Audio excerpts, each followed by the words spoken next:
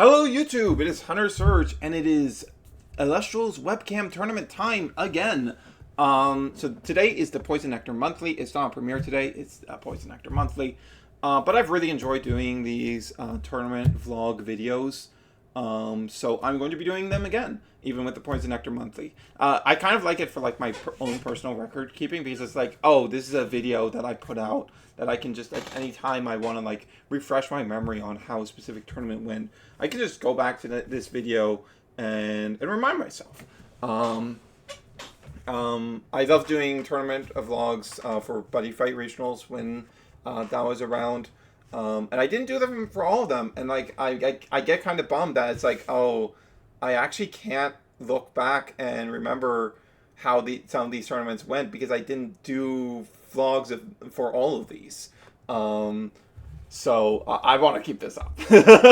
I want to keep this up for sure. So yeah, even for the Poison Nectar Monthlies, we'll be doing these. We are not using the Elestrals mat today. We are using the Moonrise Set Store Champion mat. I was not the store champion, but my roommate, Mr. Adrian Barber, was using a deck, exact net deck of the deck I brought to the store championship. And I lost him in finals. But we're not playing like Void, despite what the Full Moon mat might communicate. Let's see if we can get some people thinking we're on like Void by doing this. That's the evil part of my brain doing this. As always, we are very accessorized. We are actually playing spiders today.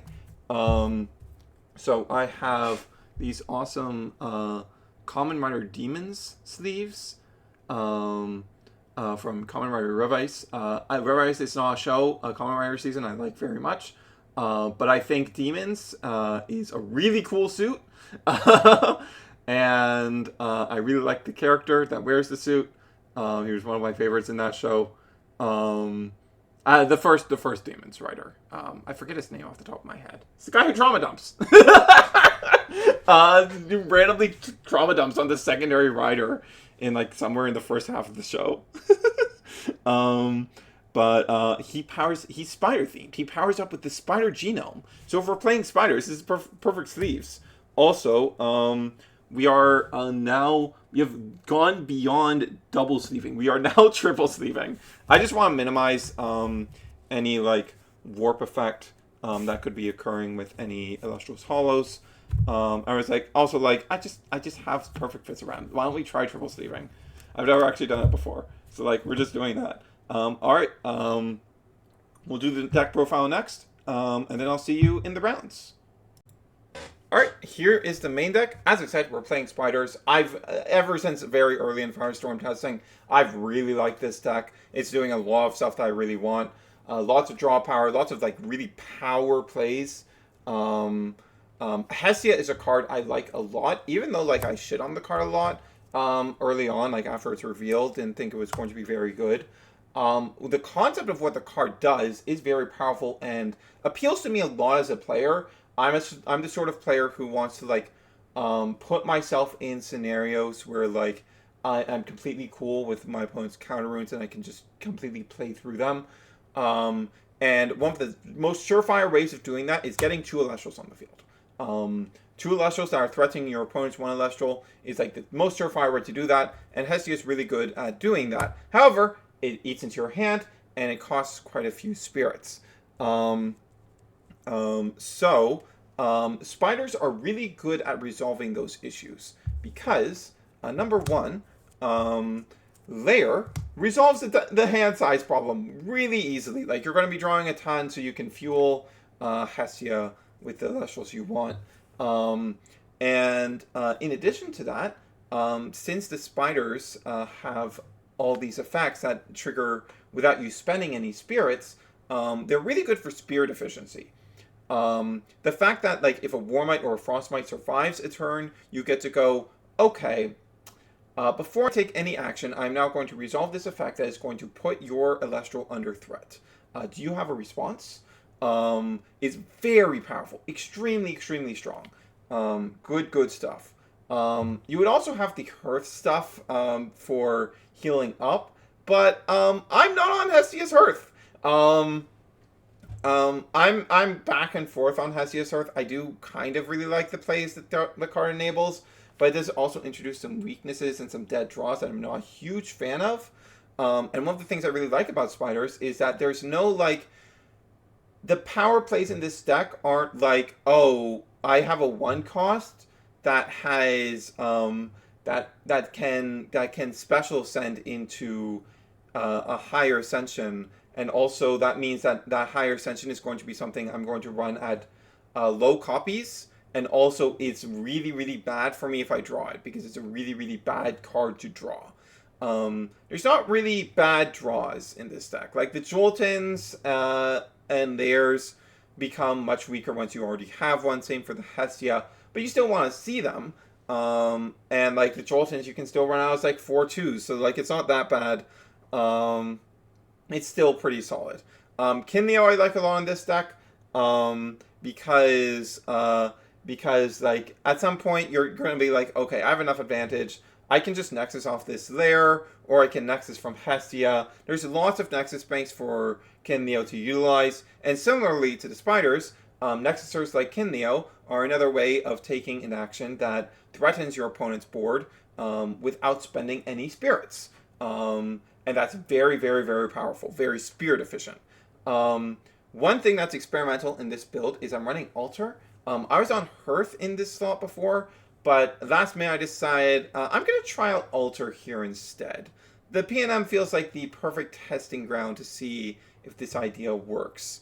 Like, the concept is you don't get the healing, but it is still a way of triggering Champion Warmite. And an issue that Champion Warmite frequently runs into is your opponent goes Eddy, switch or Tsunami, your Warmite gets switched to defense, and it's like, oh cool, I can't really do my big play now. But with Altar, you can proc the on receive, and also if you've been switched to defense, you can switch the Warmite to attack and get the cool stuff. So that's pretty strong. Altar is just like generally a pretty good card if you have the Nexus banks to support it. So I don't mind having it here at all. So yeah, that is the list. That is the main deck. For the Spirit deck, pretty simple stuff. We have 11 fire. There's a lot of stuff that we want to be spending fire on. Hestia requires us to cast the thing out in fire, stuff like that. So we just want a lot of fire in here.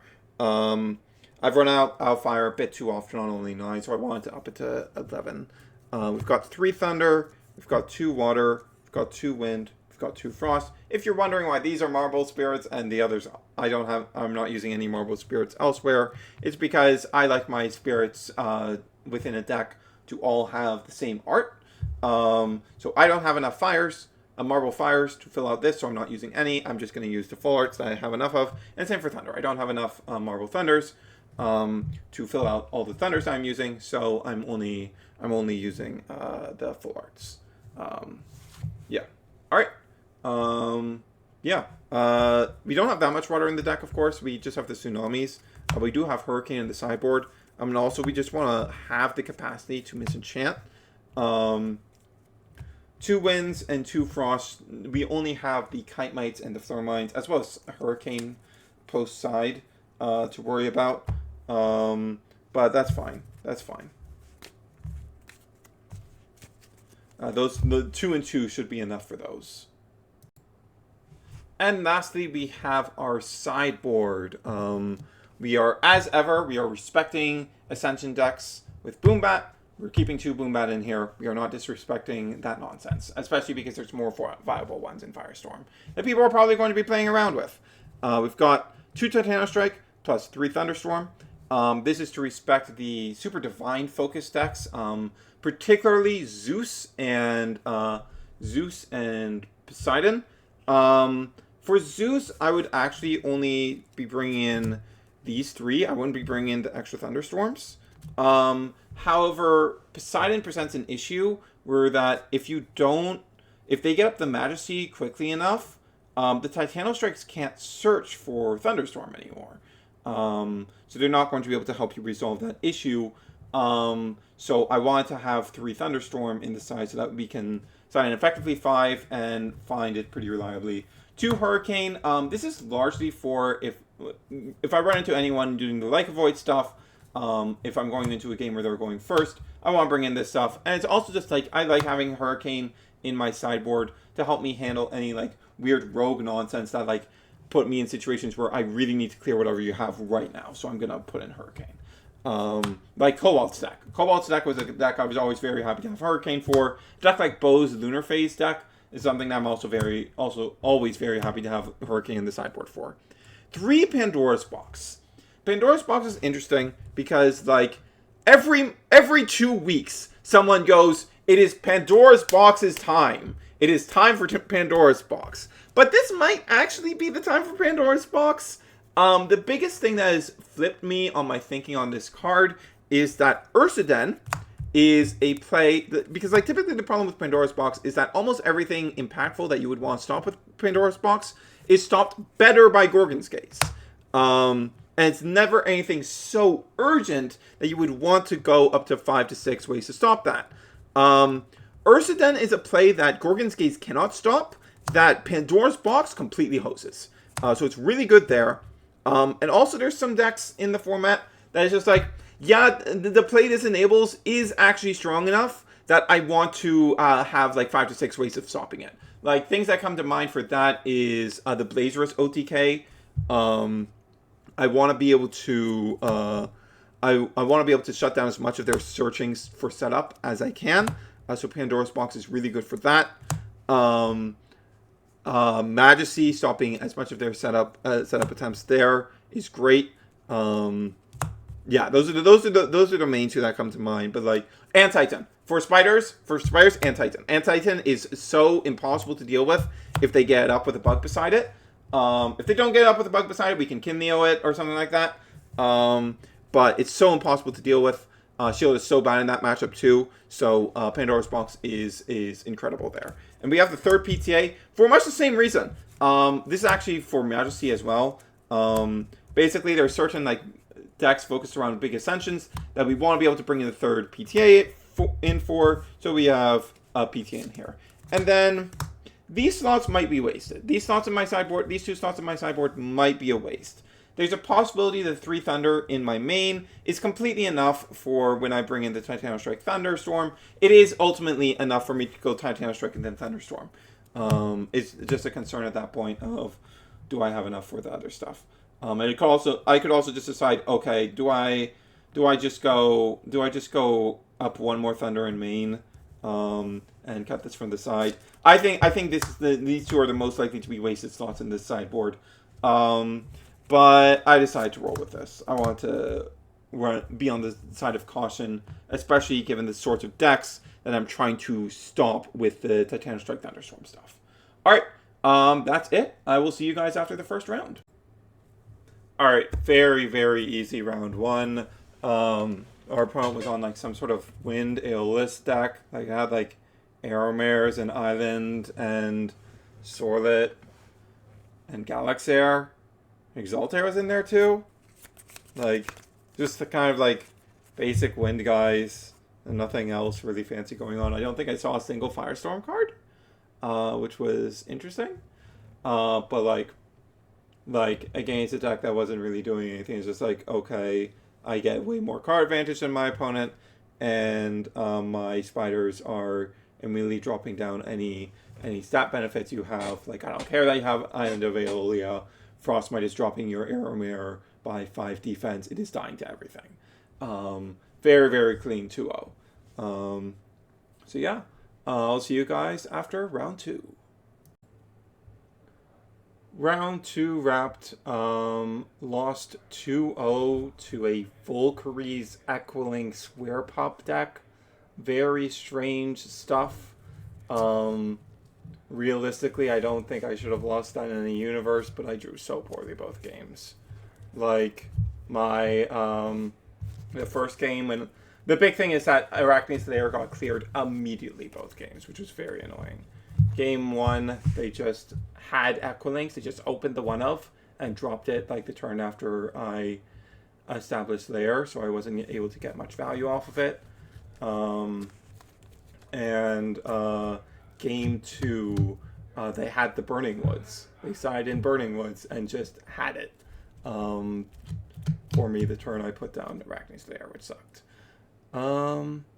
Yeah. I just, game 2 especially, I just couldn't find any counter runes. Like, I signed out of Frostmite for another PTA because I didn't want to get got by Echolinks. PTA is really good against Echolinks, of course. But it was like, oh, they just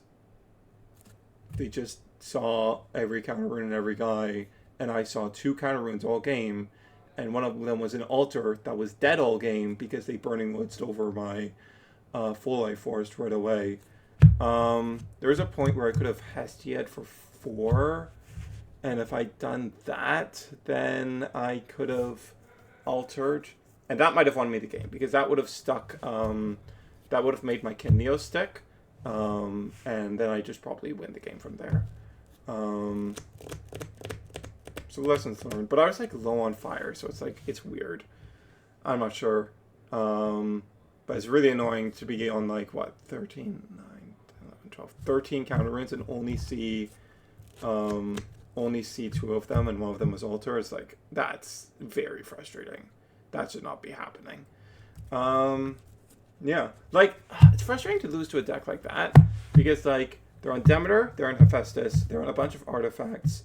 They're on the Full Moon, they're on the Lake Void. Like there's so many weak draws in that deck, so many weak draws, and they never dead drew, not a single time. Very frustrating. On to round 3.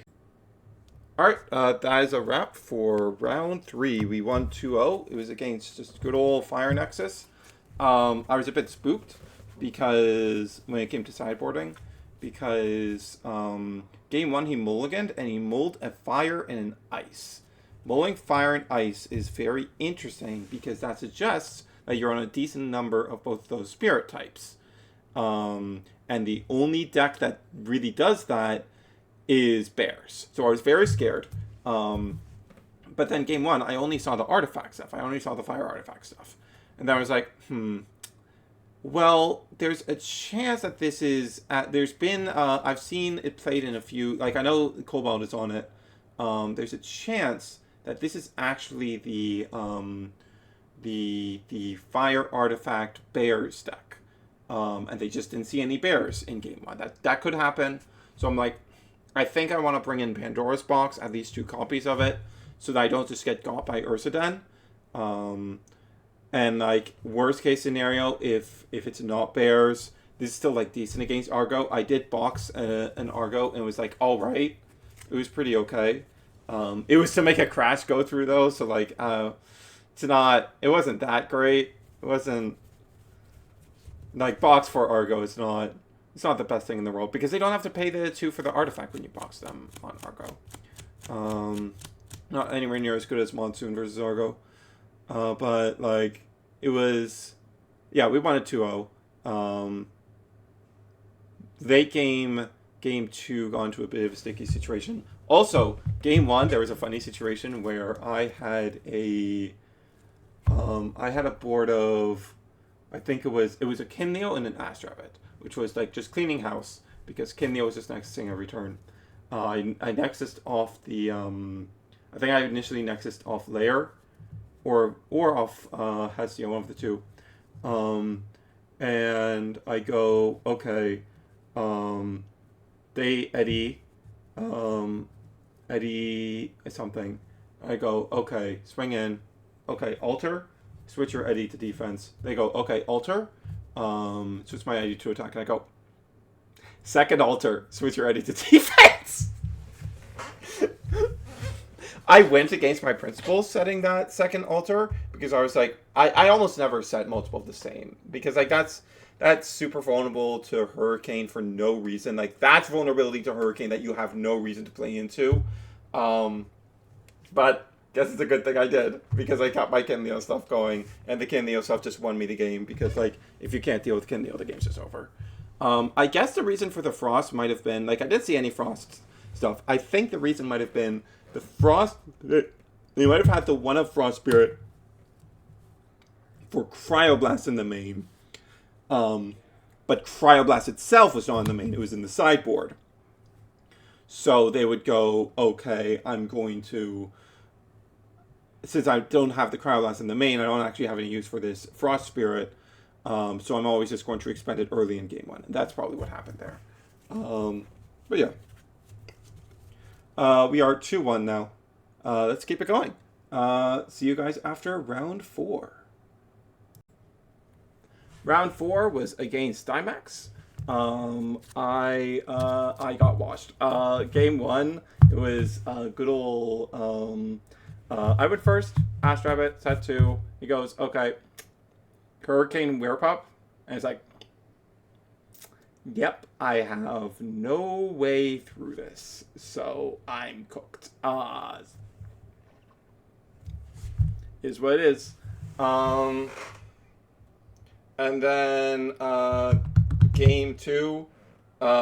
Game 2, we almost had it. We were very, very close to having it.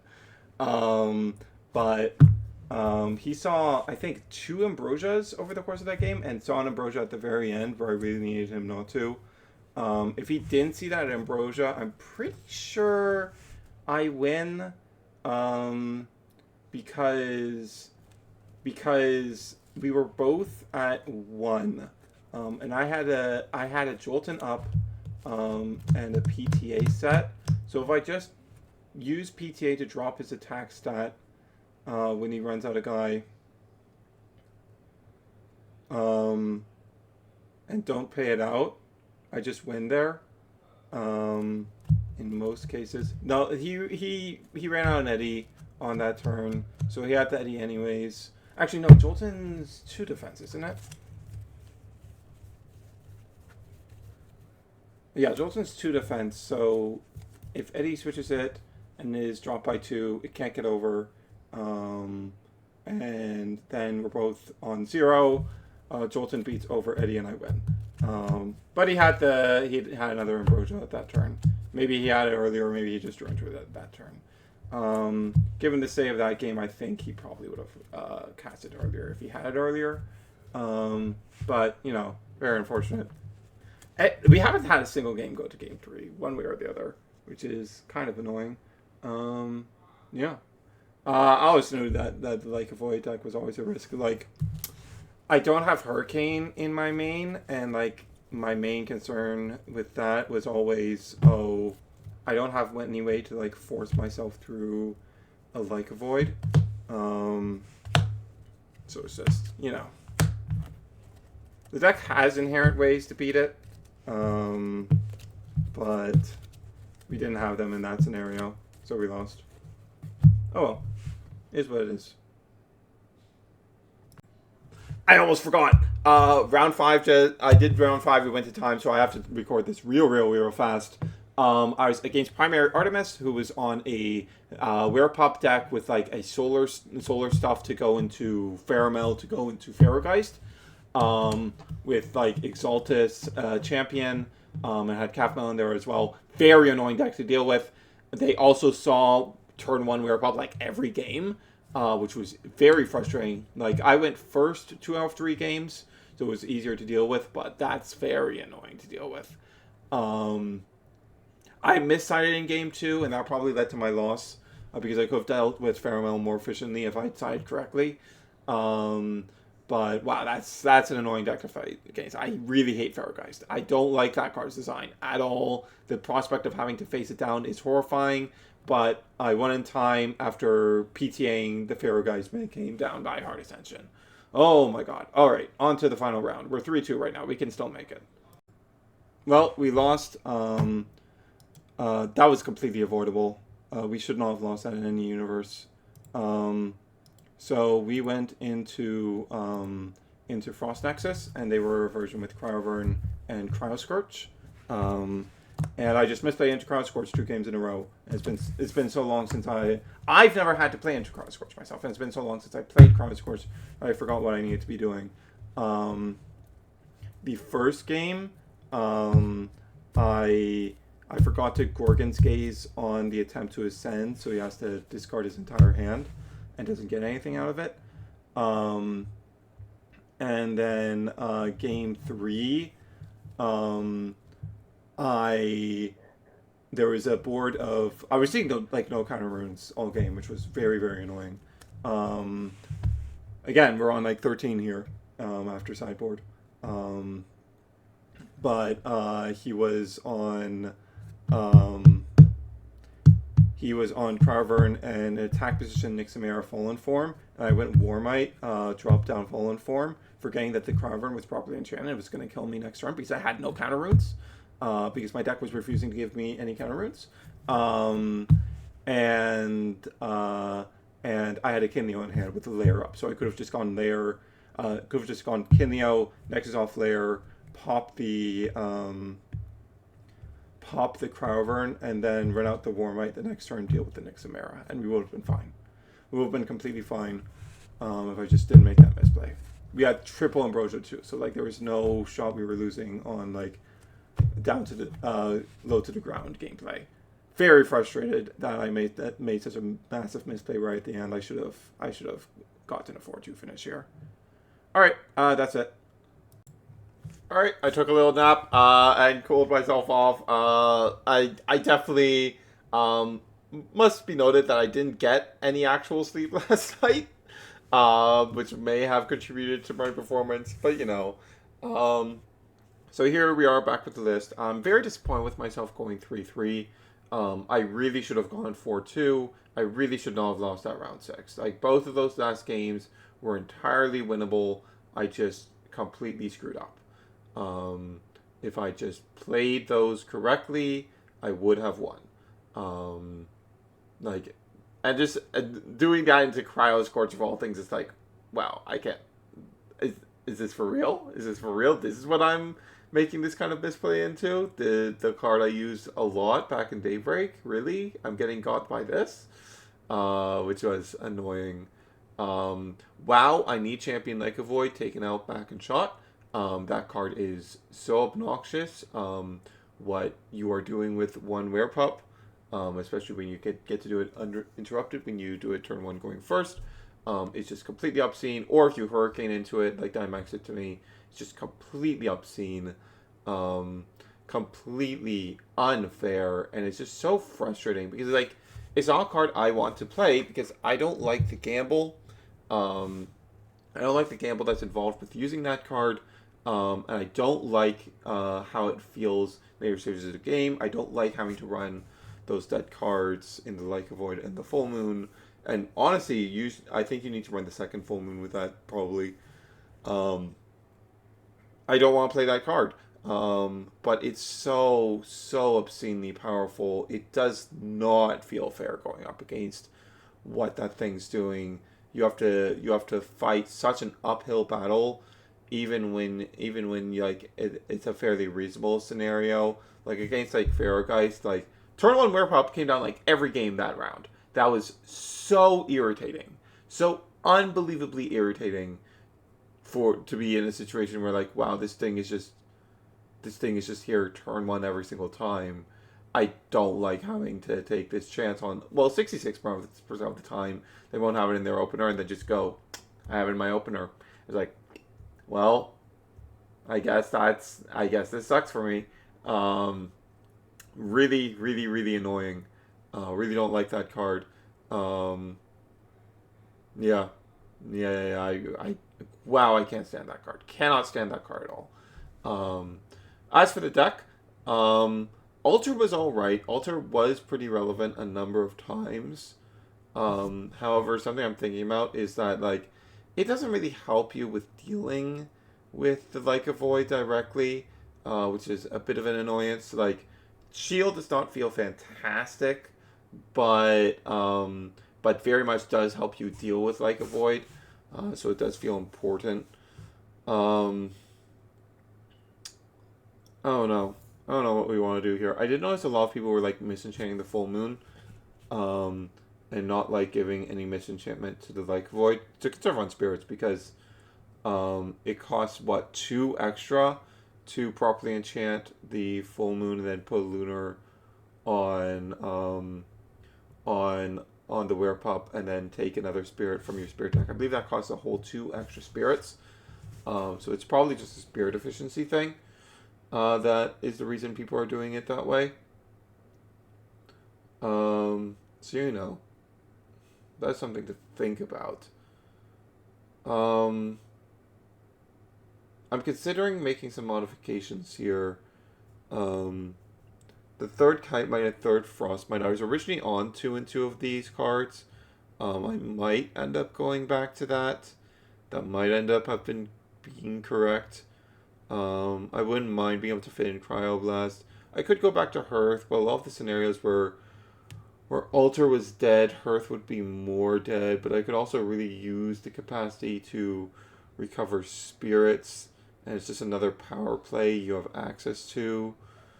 So that might be the play. There is also a distinct possibility of, like, if we cut a Kite Might and a Frost Might, we would be able to run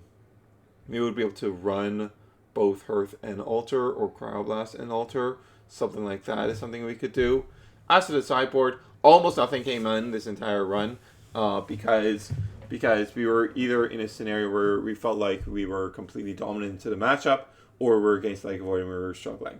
Pandora's Box is all fantastic into Lake of Void. It felt like okay when I brought it in. I brought it in some scenarios, specifically when I was going first, so I knew they wouldn't be able to do it turn one. Give me technically more ways of interacting with it, but Pandora's Box never feels great in those scenarios. It's really here for like stuff like Ursaden, and stopping Antitan from going up. Stuff like that is what it's really here for.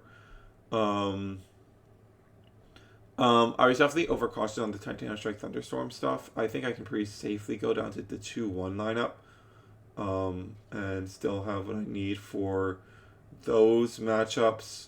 Boombat did come up in once. We brought it in versus the Farrageist Werepup deck, and Boombat was much more efficient at dealing with the problem than Pandora's Box was, because I didn't realize immediately that Pandora's Box, if they have a negate of any kind, a battle negate of any kind, to stop my attack, and I swing it with something else, Pandora's Box is not keeping that Pheromel down. They can just go for it again. That's just like, that really sucks. That's not very good at dealing with this card. Boombat is way, way, way better. Kinleo is way, way, way better. There's just much better ways of handling this card. Yeah, there's a few modifications I can see myself making. A few things I think I'm going to tinker with. But the list overall operated as I wanted. Dynamax has been trying to convince me to cut the Hestia, but I really disagree with that. Like, there were too many scenarios where the only reason I was able to claw back into a game that looked lost otherwise was because I had Hestia, and Hestia just allowed me to go, okay, I'm going to force myself through your counter rune, okay, I'm going to be able to answer your 2 Elestral board, stuff like that. Hestia enabling the deck to be able to do that stuff at all. Like, Hestia is the only reason the deck is really able to claw back in really bad scenarios like that, where you're falling behind on board and really need to get back into the game. Hestia is such a huge enabler for that. Cryoblast technically would be able to do that as well. So if we end up putting in the Cryoblast, that is a helpful thing that Cryoblast is able to do. It gives us more mechanisms by which we can potentially claw ourselves back into a game. I'm not sure how I feel about dropping a Jolton, though. Jolton was a dead draw at some points in the tournament. We could go 2-3 on the layer instead of 3-2. But yeah, it really feels like just small tinkering. Because, like, basically anytime I wasn't fighting exactly like Void, I felt extremely dominant. Like, into anything else, the deck felt so incredibly strong, so difficult for my opponents to deal with, turn after turn after turn. Lair just providing so much value. It was literally just when I was dealing with Like a Void where things felt close. Like, if we didn't screw up against Chrono Scorch, we won that every time. But yeah, with that said, that's going to be it for me. And this is Hunter Surge, signing off.